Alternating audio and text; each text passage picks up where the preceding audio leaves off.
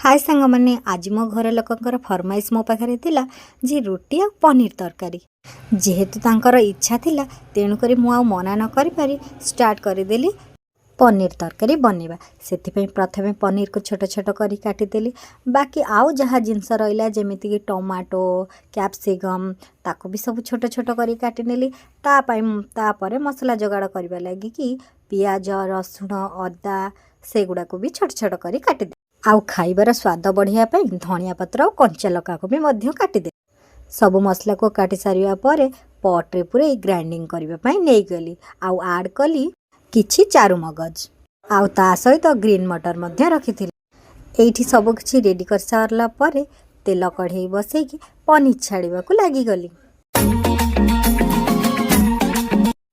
पनीर छानी सारिबा पर आलू को मध्य भल भाबरे छाणी देली।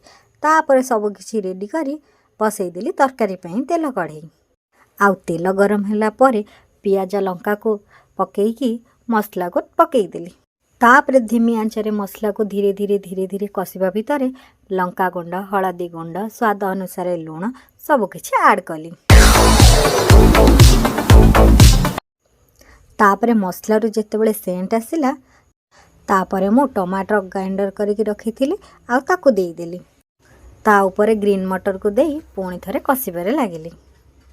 तापर भाजिकी रखिथिबा पनीर आ आलू को से मसला रे पकेई देली। तापर टिके कषिकी तरकारी अनुसार पानी दे देली। पानी दे सारा पर किछि समय छाड़ी देली फुटिबा लगी। तापर ऐड कर देली धनिया पत्र।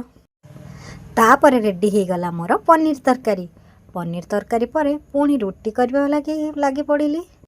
आगर चकटिकी रखिथिबा अटा को गोल गोल बेली रोटी बनई देली। फाइनली मोर तैयारी हो गला पनीर तरकारी आ रोटी समस्तंग पाई।